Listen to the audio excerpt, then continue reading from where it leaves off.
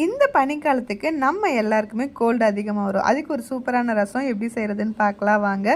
கடாயில் மல்லி, மிளகு, சீரகம், சோம்பு வறுத்து எடுத்து வச்சுக்கலாம். அதே கடாயில் 1 ஸ்பூன் நல்லெண்ணெய், பச்சை மிளகாய், இஞ்சி, பூண்டு, சின்ன வெங்காயம், கருவேப்பிலை, கொத்தமல்லி, கொஞ்சமாக க்ளீன் பண்ண தூதுவளை, இது எல்லாமே போட்டு நல்லா வதக்கி எடுத்து வச்சுக்கலாம்.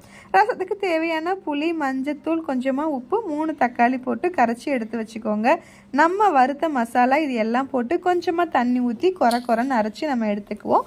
லாஸ்ட்டாக ரசத்தில் கலந்துக்கலாம். ஒரு கடாயில் எண்ணெய் ஊற்றிட்டு கடுகு, உளுந்து போட்டு பொரிஞ்சதும் வரமிளகா போட்டு நல்லா தாளிச்சிட்டு நம்ம கரைச்சி வச்ச புளி தண்ணியும் ஊற்றிட்டு நம்ம அரைச்ச மசாலாவும் உள்ளே போட்டுருங்க. ஒரு 5 மினிட்ஸ் கழித்து நல்லா நுரக்கூட்டி வரும்போது பெருங்காயத்தூள் போட்டு இறக்கணும் அப்படின்னா செம டேஸ்டான ஹெல்த்தியான ரசம் ரெடி.